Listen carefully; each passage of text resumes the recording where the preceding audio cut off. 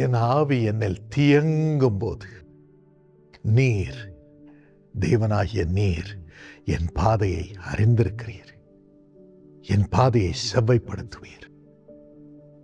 சங்கீதம் 142:3 இதை கூறுகிறது. நம்முடைய ஆவி அநேக முறை சோதனைகள் வரும் பொழுது, பிசாசின் கிரியைகள் நமக்கு விரோதமாக எழும்பி கிரியை செய்யும் பொழுது, பொல்லாத மனிதர்களுடைய சீற்றங்கள் வரும் பொழுது, தவறான பாதைகள் நம்மை வழி விலகி போக செய்யும் பொழுது, தவறான காரியங்கள் நம்மை போக வேண்டிய பாதையிலிருந்து வழி தப்பி போக செய்யும் போது நம்முடைய ஆவி தியங்குகிறது. எல்லாம் முடிந்தது, இதற்கு மேல் என்னால் வாழ முடியாது, என்னால் நடக்க முடியாது, நான் ஒளிந்து போனேன், அழிந்து போனேன், நொறுங்கி போனேன் என்று கலங்குகிறோம். அடுத்து நாம் செய்ய வேண்டிய காரியங்களை காலெடுத்து வைத்து செய்ய பலனில்லாமல் தவிக்கிறோம். ஆனாலும் அப்பொழுது ஆண்டவர் நம் பாதையை அறிந்திருக்கிறார், நமக்கு பாதையை திறக்கிறார். ஏனென்றால் இயேசு சொல்லுகிறார், நானே வழி, நானே உனக்கு வழியப்பா, என்னை தவிர வழி இல்லை, என் வழியிலே நடக்க உன்னை பலப்படுத்துகிறேன்.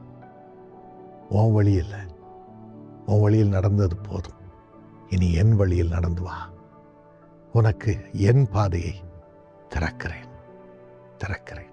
கோணலானவைகளை செவ்வையாக்கும் தேவன் நான். தடைகளை உனக்கு முன்னே போய் உடைத்து பாதையை உருவாக்குகிற தேவன் நான்.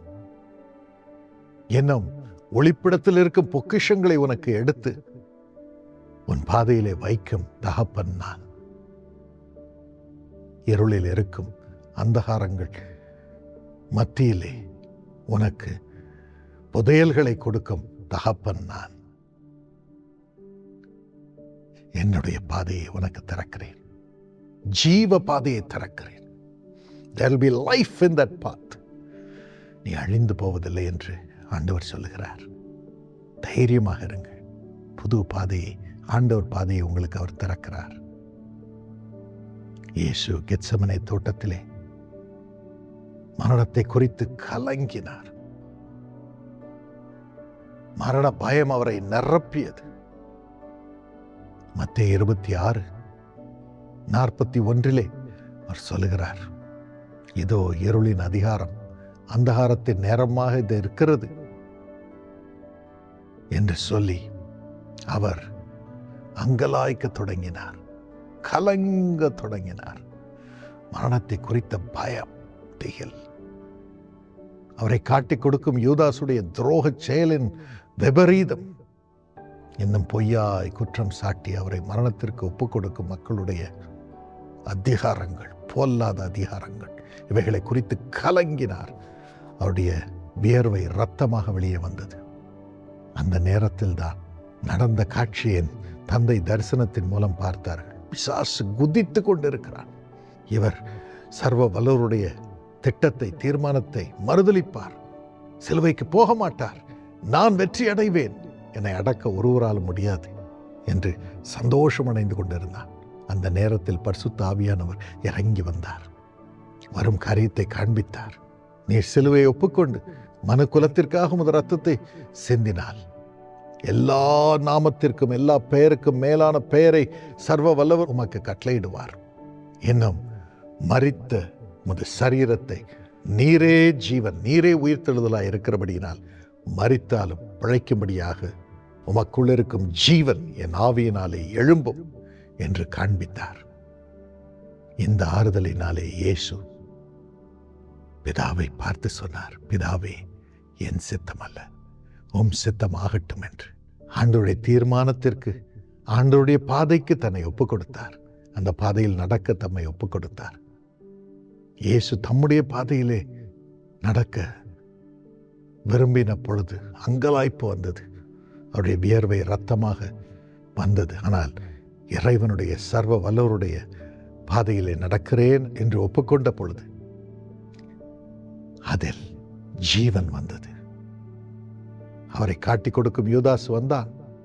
பொய் குற்றச்சாட்டு சாட்டின பொல்லாத பிரதான ஆசிரியர்கள் எழும்பினார்கள்.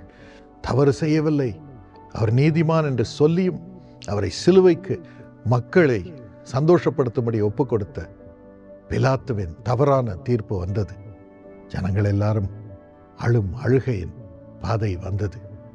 இன்னும் சரீரம் கிழிக்கப்படும் வேதனை வந்தது. அந்த நேரத்திலும் ஆண்டவருடைய பாதை, சர்வ வல்லவருடைய பாதை அவருக்கு திறந்தபடியினால் அவர் சொன்னார், பிதாவே, என்னுடைய ஆவியை உமது கரங்களில் ஒப்புக் கொடுக்கிறேன். குற்றம் செய்யும் இவர்கள் தாங்கள் செய்கிறது என்னவென்று அறியாதிருக்கிறார்கள். இவர்களை மன்னிக்கிறேன். இப்பொழுதும் எல்லாருடைய பாவங்களையும் நான் என் சரீரத்திலே சுமந்து தீர்த்திருக்கிறேன். அவர்களுடைய பாவத்திற்கான தண்டனையை நான் ஏற்றுக்கொண்டு அவர்களுக்காக என்னையே பலியாக ஒப்புக் கொடுக்கிறேன்.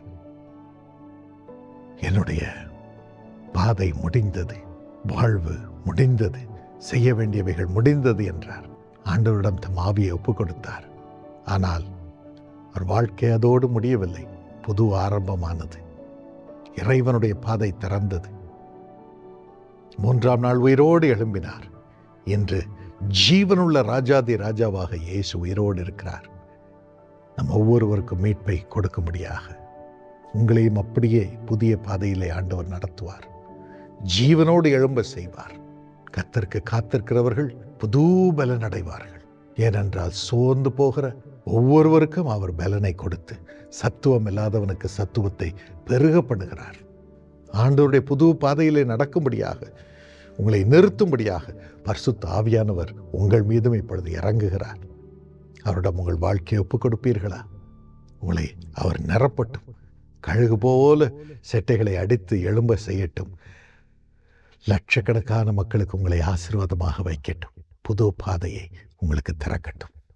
ஏசப்பா, அப்படியே செய்யும் அப்பா, அப்படியே செய்யும். உமது பிள்ளைக்கு புது பாதையை திறந்தரலும்.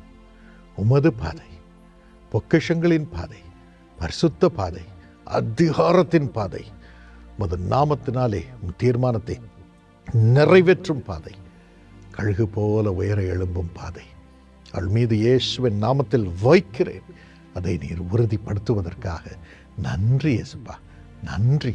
அதை நீர் செயல்படுத்துவதற்காக நன்றி. வாய் திறந்து எல்லாரும் ஆண்டவருக்கு நன்றி சொல்லுங்கள், நன்றி சொல்லுங்கள், நன்றி சொல்லுங்கள். எனக்கு புது பாதையை திறப்பதற்காக நன்றி, நன்றி, நன்றி. இப்பொழுது திறக்கிறது, அற்புதமாக திறக்கிறது. பழையவைகள் எல்லாம் ஒளிந்து போயின, எல்லாம் புதிதாயின. கொடாகுடி ஸ்தோத்திரம் இயேசுப்பா, ஸ்தோத்திரம். இருளின் அதிகாரம் இனி அவர்களை சோதனைக்குட்படுத்தாதபடி காத்துக்கொள்ளும். தீர்மானத்திற்கு தங்களை தைரியமாக ஒப்புக் கொடுக்க கிருபை தாரும். இயேசுவின் நாமத்தில் கெஞ்சுகிறோம். ஆமென். God bless you.